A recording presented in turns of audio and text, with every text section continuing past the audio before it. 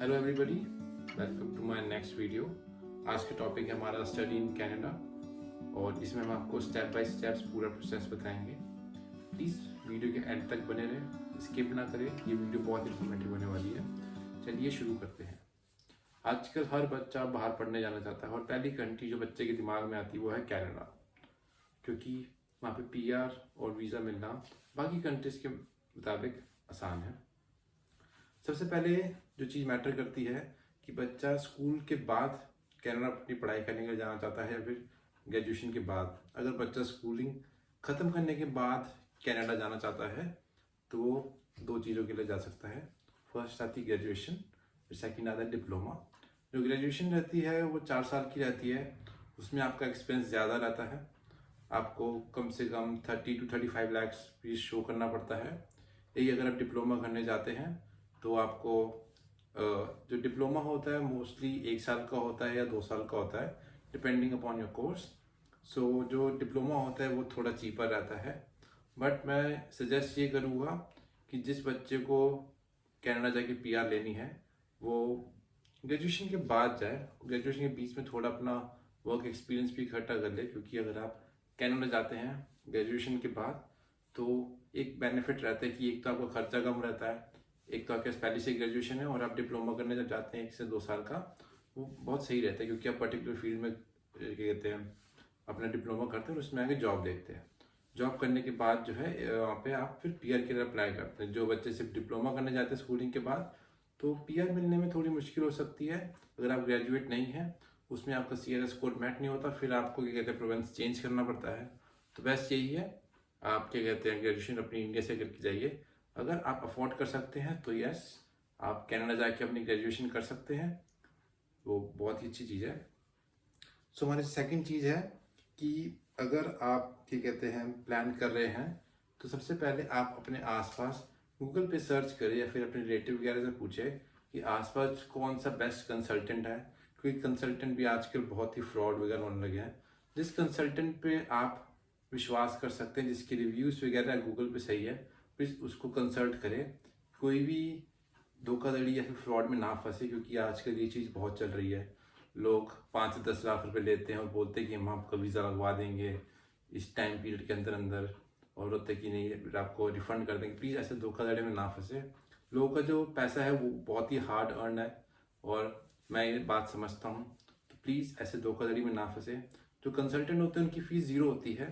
उनकी जो फ़ीस होती है जब वो आप क्या कहते हैं वीज़ा आया था और आप उस कंट्री में चले जाते हैं तो उस कॉलेज से उनकी कहते हैं कमीशन बनती है, तो वहाँ से पैसा कमाते हैं। वो आपसे 1 रुपया भी नहीं लेते। तो बहुत ज़रूरी है कि आप एक अच्छा कंसल्टेंट हायर करें, क्योंकि आपका जो प्रोसेस होता है वो कंसल्टेंट ही करता है। तो जितनी भी चीज़ें उसके थ्रू होके जाती है तो कंसल्टेंट अच्छा होना बहुत ज़रूरी है। सो अगर आप किसी कंसल्टेंट के पास जाते हैं तो आपकी प्रोफाइल चेक करेगा कि आप एलिजिबल हैं या नहीं कनाडा जाने के लिए, फिर चाहे आप ग्रेजुएशन करना चाहते हैं, फिर चाहे आप डिप्लोमा करना चाहते हैं। आप कनाडा में किसी भी कॉलेज में एडमिशन लेने के लिए 2 चीज़ों की रिक्वायरमेंट्स रहती हैं कि आपका जो लास्ट चाहे आप स्कूलिंग है या ग्रेजुएशन है, आपके जो ओवरऑल परसेंटेज है वो 65 होनी चाहिए आपके सारे सब्जेक्ट्स मिला के। और आइल्स का जो है वो सेम ही है, no less than 6 and overall 6.5। 4 उसमें होते हैं, उसमें आपको किसी में भी 6 से नीचे नहीं लेके आना और सब में 6 और ओवरऑल 6.5 बैंड आपका बनना चाहिए। इसके बाद हमारा जो नेक्स्ट चीज़ आती है वो आती है ये कहते हैं कि आप कौन सा इनटेक लेना चाहते हैं। आप जैसी कंसल्टेंट के पास जाते हैं वो आपको गाइड करता है कि आप IELTS की कोचिंग स्टार्ट कर सकते हैं यहाँ से। उनके रेफरेंस में बहुत से टीचर्स होते हैं जो कि IELTS की कोचिंग देते हैं। IELTS की कोचिंग के लिए मैं आपको सबसे पहले ये चीज़ बोलूँगी कि प्लीज़ 1 से 2 महीना लगा कर डट कर पढ़े और फर्स्ट अटैम्प्ट में क्लियर करने की कोशिश करें, क्योंकि बहुत से बच्चे ऐसे हैं जिनको ओवर कॉन्फिडेंस में आके वो बोलते कि उनकी 1 महीने में तैयारी हो गई और जब वो देते हैं तो उनका किसी लिसनिंग हो गया, रीडिंग हो गया, तो इनमें उनका एक बैंड जो है 6 से नीचे आता है, तो फिर उनको दोबारा अटैम्प्ट करना पड़ता है। और जो फीस है IELTS की वो सभी को पता है 14,000 से 15,000 रहती है, डिपेंडिंग अपॉन करंट जो हमारा कैनेडियन डॉलर का रेट चल रहा है। सो प्लीज़ अपने IELTS एग्ज़ाम पे और कोचिंग पे ध्यान दें और टीचर अच्छा ही चूज़ करें। फिर जो आता है हमारा वो आता है इनटेक, कि आपको कौन सा इनटेक सिलेक्ट करना है। जैसे ही आपका आइल्स एग्जाम पूरा होता है, आप कंसल्टेंट के पास जाते हैं, वो आपको बताता है कि ये कॉलेजेस हैं, ये आपके प्रोग्राम्स हैं, आप इन कॉलेज में अपना क्या कहते हैं अप्लाई कर सकते हैं इन कोर्सेज के लिए। जो आप कोर्सेज सिलेक्ट करें, प्लीज़ कंसल्टेंट के ऊपर ना जाइए, क्योंकि वहाँ पे जाके आपको पढ़ना है। तो प्लीज़ हर कोर्स के बारे में अच्छे से डिटेल से पढ़ें। जितने भी कॉलेजेस हैं आप उनकी साइट पे जाए, जो भी आपको कोर्स कंसल्टेंट ने रेफर किया है उसके बारे में पढ़ें। उसमें हर सेमेस्टर के बारे में लिखा होता है कि आपको हर सेमेस्टर में ये सब्जेक्ट्स कवर होंगे, उनको ध्यान से पढ़ें। और बहुत से कोर्सेज में कोऑप होती है, जो कि एक तरीके से ऑन जॉब ट्रेनिंग भी कहा जाता है, जिसमें आपका एक सेमेस्टर जो है वहाँ पे कॉलेज आपकी हेल्प करता है प्लेसमेंट करवाने में। अगर आपके में कोऑप होती है तो बहुत ही अच्छा है, क्योंकि वो एक तरीके से आपका कैनेडियन एक्सपीरियंस काउंट होता है, जो कि आपको बहुत हेल्प करता है आगे जब आप जॉब अप्लाई करना चाहते हो, क्योंकि आपके पास ऑलरेडी अपने कॉलेज की सर्टिफिकेट में आपके पास 4 से 5 महीने का जो है एक्सपीरियंस रहता है बाकी बच्चों के अकॉर्डिंग, क्योंकि बाकी बच्चे सिर्फ क्या कहते हैं अपना ग्रेजुएशन या फिर कोर्स करके आए होते हैं। तो ये चीज़ बहुत मैटर करती है, तो प्लीज़ ये चीज़ ध्यान रखें। कोर्स सिलेक्ट करने के बाद जो कॉलेजेस हैं, जब उनमें आप अप्लाई करते हैं तो उन कॉलेजेस की एक सर्टेन फीस होती है, $99, $50।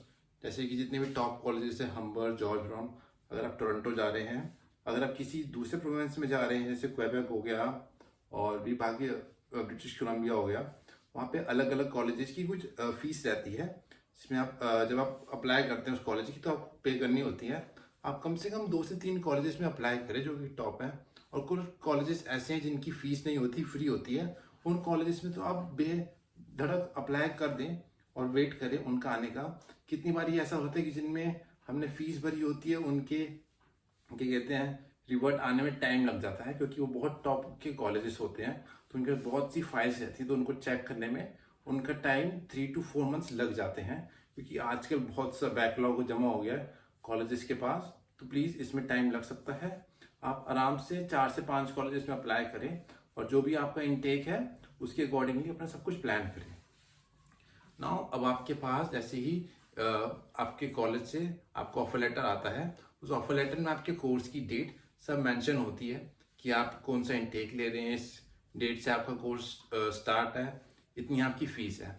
जैसे ही वो ऑफर लेटर आपके पास आता है, आपका जो सेकंड काम होता है वो होता है फीस पे करने का, जो कि आपके ऑफर लेटर में लिखी होती है, और उसी में एक एंड डेट लिखी होती है जिससे पहले आपको वो फीस पे करनी होती है। अगर आप वो फीस पे नहीं करते हैं तो आपका जो ऑफर लेटर है वो रिवोक हो सकता है।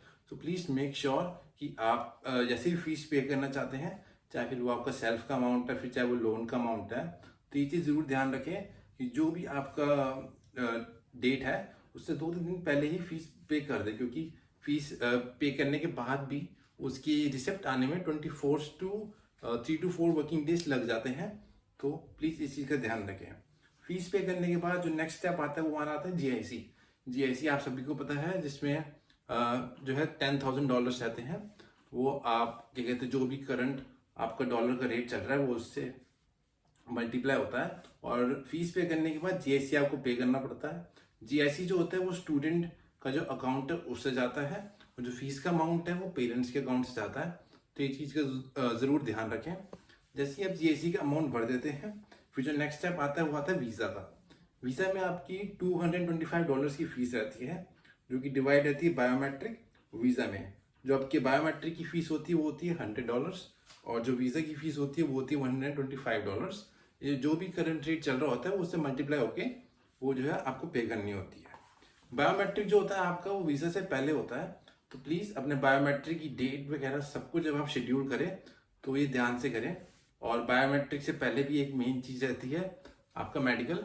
तो मेडिकल जो होता है, कुछ सर्टेन हॉस्पिटल्स होते हैं जो कि रजिस्टर्ड होते हैं IRCC के, सो प्लीज़ उसी में जाए, और जो टाइम दिया है उसी से पहुँचे, क्योंकि वहाँ पे बहुत भीड़ होती है, बहुत से दूसरे कंट्रीज़ का भी जो है मेडिकल चल रहा होता है, तो वहाँ ज़रूर टाइम से पहुँचे। जो भी आपका टाइम लिखा हुआ है उससे कोशिश करें आधा घंटा पहले पहुँचे, और अपना मेडिकल और बायोमेट्रिक ज़रूर ध्यान से दें। फिर जो नेक्स्ट स्टेप रहता है वो आपका रहता है वीज़ा अप्लाई करने का। वीज़ा अप्लाई में जितनी भी आपकी SOPs रहती है वो मेन रहती है। आप अपनी SOP खुद भी पढ़ें और दूसरों से भी चेक करवाएं। कंसल्टेंट के भरोसे ना रहे, क्योंकि कंसल्टेंट के पास बहुत सारी फाइलें होती हैं।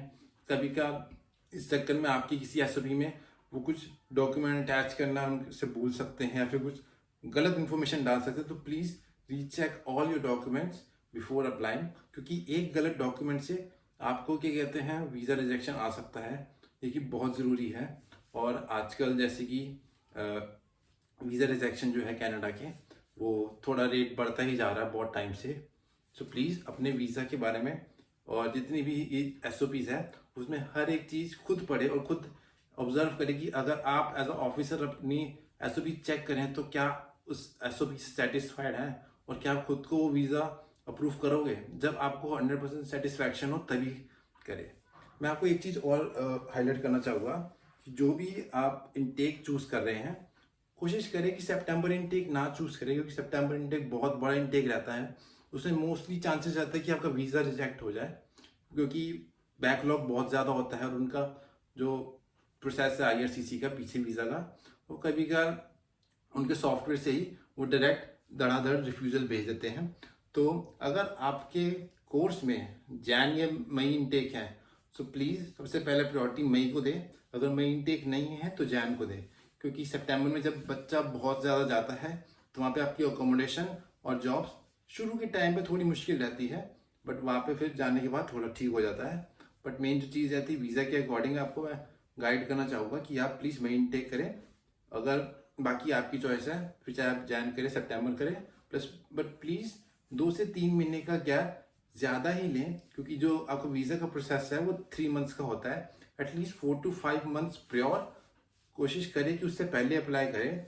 जल्दी में आने कनाडा जाने के चक्कर में अप्लाई ना करें, क्योंकि ये जो प्रोसेस है ये टाइम लेता है।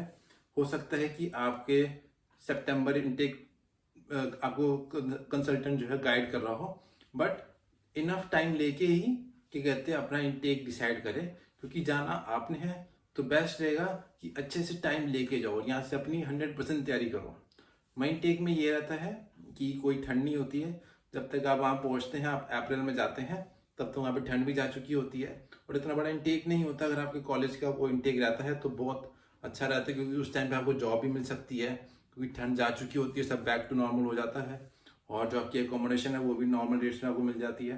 तो जो मई इनटेक है वो बहुत बेस्ट रहता है। अगर आपका मई नहीं है तो फिर आप जैन इनटेक में जाएं। जैन इनटेक में जाने की ये नुकसान रहते हैं कि आपको स्टार्टिंग के आप ये प्रिपेयर हो कि जाए कि फर्स्ट 2 मंथ्स आपको क्या कहते हैं जॉब्स नहीं मिल सकती, क्योंकि ठंड की वजह से कनाडा में बहुत ज़्यादा हैवी स्नोफॉल होती है और स्नो स्टॉर्म चल रहा होता है। तो उस बीच में आपको क्या कहते हैं जॉब मिलना मुश्किल हो जाता है। बट फरवरी के एंड से जैसी थोड़ा मौसम खुलने लगता है तो बैक टू नॉर्मल होने में मार्च अप्रैल आ जाता है, तो तब तक आपको जॉब आसानी से मिल जाती है। ये सब होने के बाद जो आपका मेन आता है, जैसे आपका फॉर एग्जांपल वीज़ा आ गया, वीज़ा आने के बाद आपकी बहुत सी चीज़ें जो आपको ध्यान रखनी है। सबसे पहले आप ये कोशिश करें, जो मैंने पॉइंट आपको सबसे पहले बताना चाहूँगा, कि आप अपनी जो फ्लाइट है वो रिफंडेबल बुक करें, जो कि आप जब वीज़ा अप्लाई कर रहे हैं तभी बुक कर दें, क्योंकि अगर आप एंड में जाके करते हैं तो आपको वीज़ा की जो फ्लाइट की जो आपको टिकट्स हैं वो महंगी मिल सकती हैं। तो इसलिए बेस्ट है अपनी जो फ्लाइट है वन स्टॉप की पहले ही बुक कर दें। अगर डायरेक्ट सस्ती आ रही है तो कर दें, क्योंकि रिफंडेबल में ये रहता है कि आप डेट चेंज कर सकते हैं और नॉन रिफंडेबल में जो है डेट चेंज नहीं होती। उसमें कुछ आपका अमाउंट कटता है 10 से 12 हज़ार रुपये, उसमें सब कुछ मेंशन रहता है आपकी टिकट में जब आप बुक करवाते हैं किसी भी क्लाइंट के एजेंट के थ्रू। सो प्लीज़ इसमें आपके बहुत से पैसे बच सकते हैं, क्योंकि पीछे मेरे कितने फ्रेंड्स वगैरह गए हैं, वो लोग जैसे अगर उनका मई इनटेक रहता है तो वो सितंबर में बुक करवा देते हैं या अक्टूबर में करवा देते हैं, क्योंकि एंड में आते आते जितनी भी टिकट्स हैं वो क्या कहते हैं ख़त्म हो जाती हैं और कम टिकट्स के कारण ही जो उनके प्राइस हैं वो ऑलमोस्ट 1.5 लाख 2 लाख पहुँच जाते हैं, वो भी वन स्टॉप वाली। जो 2 स्टॉप वाली है वो आपको कम से कम एंड में जाके 1 सवा लाख की पड़ेगी, जो कि बहुत महंगी हो जाती है। तो पहले ही लेके रख ले, इसमें आप बहुत से पैसे बचा सकते हैं। तो हमारा नेक्स्ट आता है कि जब आपका वीज़ा आ जाता है तो जो आपकी प्लानिंग चलती है उसके बाद से ये रहता है कि आप अपने 3 बैग्स जो कि होते हैं 2 लगेज बैग और एक कैबिन बैग वो ले ले। अच्छा बैग ले, क्योंकि एयरपोर्ट पे जब वो आपके लगेज अनलोड और लोड करते हैं तो उसमें बहुत वो इधर उधर फेंकते हैं। बहुत बारी ऐसे केसेस आए हैं कि बच्चों के जो बैग खुल जाते हैं। अच्छे से उन्हें रैप करें और एक मजबूत बैग ले, सस्ता बैग ना ले। स्काई बैग, अमेरिकन टूरिस्ट, जितनी भी ऐसी अच्छी अच्छी कंपनीज हैं जिनकी वर्ल्ड वाइड वारंटीज हैं, आप वो वाला बैग ले, ताकि अगर कुछ होता है तो कनाडा में भी आप जाके उनके सर्विस स्टोर से अगर बैग में कुछ दिक्कत है तो हम आके चेंज करा लें। और आपका बैग फ्लाइट में ना खुले, क्योंकि एक बार अगर आपका बैग फ्लाइट में खुल गया तो आपके सामान की कोई जिम्मेदारी नहीं लेगा और वो एयरपोर्ट पे ही टूट सकता है। तो प्लीज़ इस बात का खास ध्यान रखें। और बैग के बाद आपका आता है करेंसी। अगर आप कनाडा जा रहे हैं तो कम से कम $1200 से $1500 जरूर कैरी करें अपने साथ, क्योंकि ये जो है ये आपके स्टार्टिंग टाइम में आती है यूज़। और बिल ज़रूर कैरी करें जितने की भी आप करेंसी चेंज कराते हैं। इसके बाद आपके बैग्स में जितनी भी चीज़ें हैं मैं आपको पॉइंट्स बाय पॉइंट्स बता रहा हूँ। सबसे पहले आती है आपकी इलेक्ट्रॉनिक एक्सेसरीज, जिसमें आपका चार्जर आता है, यूनिवर्सल चार्जर आता है, पावर बैंक आता है। अगर आप लैपटॉप लेके जा रहे हैं तो बहुत बढ़िया, अगर वहाँ जाके खरीदना है तो वो भी सही है। आपकी केबल्स वगैरह आती हैं ब्लूटूथ, अगर आप ईयरबड्स या फिर नेक बैंड लेके जाते हैं वो बहुत काम आती हैं। इसके बाद आता है आपके यूटेंसिल्स, उसमें आप लेके जा सकते हैं 2 प्लेट्स, 2 ग्लास, 2 स्पून और 1 फोक। और उसके बाद जो रहता है आपका मोस्ट इम्पॉर्टेंट, एक कढ़ाई और एक कुकर। और कोशिश करिए कि ये जो है वो इंडक्शन वाले हो, क्योंकि बाहर जो है मोस्टली इंडक्शन वाले यूज़ होते हैं। तो जहाँ से भी आप खरीदें मेक श्योर कि वो इंडक्शन वाले हो। और एक चॉपर भी ज़रूर लेके जाएं। प्लास्टिक का आता है मोस्टली, आपको 250-300 में कहीं किसी भी लोकल मार्केट से मिल जाएगा। उसको आप यूज़ कर सकते हैं। उसमें आप आसानी से अपने प्याज टमाटर वगैरह अच्छे से चॉप कर सकते हैं। इसके बाद जो आपकी आती है बेसिक स्पाइसेस आती हैं, जो कि आप स्मॉल एयर टाइट कंटेनर्स में पैक कर सकते हैं। और ये सभी की मम्मीज़ को पता होता है कि कौन कौन से लेके जाने हैं। लिक्विड किसी तरीके का ना कैरी करें, फिर चाहे वो ऑयल है या फिर कोई तेल वगैरह है, क्योंकि ये फ्लाइट्स में मना होता है। इसके बाद आपका रहता है सैनिटरी चीज़ें, जैसे सोप हो गया, शैम्पू हो गया। शैम्पू कंडीशनर वगैरह के इतने बड़े बड़े बॉटल्स ना खरीदे, 500 to 700 mg खरीदे, क्योंकि इससे आप अपना बैगेज में थोड़ा वेट का भी कर सकते हैं। क्योंकि अभी सिर्फ 2 बैगेज अलाउड है, पहले होता था कि बच्चे 3 बैग लेके चले जाते थे, बट अब ये कहते हैं 2 बैग अलाउड है। तो आपको अपनी वेट का भी मैनेज करना है। इसके बाद जो रहता है आपका रहता है जैकेट्स, जो आप लेके जाते हैं उसको ज़रूर वैक्यूम पैकेट में श्रिंक कर लें। उससे आप अपने बैग में बहुत सी जगह बना सकते हैं। ये आपके क्लोथ्स का हो गया। क्लोथ्स का आप खुद डिसाइड कर सकते हैं कि आपको जितने भी क्लोथ्स चाहिए आप वो अपने 3-3, 4-4 सेट बना सकते हैं। फिर चाहे वो आपके अंडर गारमेंट्स हैं, आपके शूज़ हैं, आपके जैकेट्स हैं, आपके जितने भी अंडर गारमेंट्स वगैरह, कम से कम 10 से 12 पेयर ज़रूर लेके जाएं। क्योंकि वहाँ पे ठंड की वजह से या फिर वेदर कंडीशन की वजह से आप हफ्ते तक वो चला पाएँ और आपको ये कहते हैं धोने की दिक्कत ना हो। इसके बाद जो रहता है वो आता है आपका फोल्डर्स। फोल्डर में आप 2 फोल्डर बनाएं, जिसमें एक रहेगा आपका स्कूलिंग के, ग्रेजुएशन के सर्टिफिकेट्स, आपके जॉब की, अगर आपने जॉब करी है कहीं पर तो उसके सारे एक्सपीरियंस लेटर, सैलरी स्लिप्स, जितने भी सारे क्या कहते हैं डॉक्यूमेंट्स रहते हैं, और सारे ओरिजिनल कैरी करें, कॉपी बिल्कुल ना कैरी करें। दूसरे फोल्डर में अपने सारे जो भी कनाडा की जितने भी अभी तक आपके कहते फाइल वगैरह है, या फिर जितने भी आपके इंपॉर्टेंट डॉक्यूमेंट्स, जैसे GIC रिसिप्ट हो गई, कॉलेज की फीस रिसिप्ट हो गई, फ्लाइट की टिकट हो गई, आपका रिज्यूम्स हो गया अपने। क्योंकि वहाँ पे जाके हर बच्चा पार्ट टाइम जॉब करता है, तो कम से कम अपने 15 से 20 रिज्यूम ज़रूर बना ले। और एक लेटर ऑफ इंट्रोडक्शन रहता है, जब आपका वीज़ा अप्लाई हो जाता है और आपको मिल जाता है तो उसके थोड़े टाइम बाद आपकी GIC पोर्टल पे एक लेटर ऑफ इंट्रोडक्शन आता है, वो आपको ज़रूर कैरी करना है। और जाने से पहले ज़रूर अपना जो है कोविड वैक्सीन क्या कहते हैं, कोविड साइट पे जाके अपना जो इंडियन गवर्नमेंट की है वहाँ पे जाके अपना जो कोविड वैक्सीन अपने पासपोर्ट से ज़रूर लिंक कर ले, नहीं तो वहाँ पे जाके एयरपोर्ट पे दिक्कत हो सकती है। इन चीज़ों के बारे में आपको कंसल्टेंट भी गाइड कर देगा जब आप उसके पास जाते हैं अराइवल की बात करने के लिए, वो आपको हर एक चीज़ बताते हैं। और इसके बाद रहता है आपका पासपोर्ट, जो कि मेन डॉक्यूमेंट है, आपको ज़रूर कैरी करना है। फिर रहता है आपका SOP को ज़रूर पढ़ के जाएं अच्छे से जब भी आपकी फ़्लाइट है। और एक कनाडा अराइव ऐप होता है जो आपको डाउनलोड करना होता है। और जाने से पहले जब आप बायोमेट्रिक के लिए भी जाते हैं तो वहाँ पे आपको एक सिम क्या कहते हैं फ्री में मिल जाती है, फाइडो की होती है, फिर अलग सर्विसेज की मिल सकती है।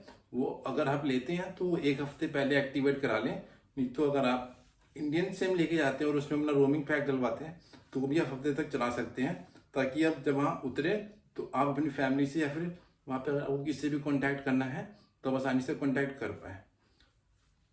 मेरे को पता है कि बहुत सारे बच्चे अप्लाई कर रहे हैं या फिर कुछ प्रोसेस में या फिर कुछ सोच रहे हैं, तो सभी को बेस्ट ऑफ लक।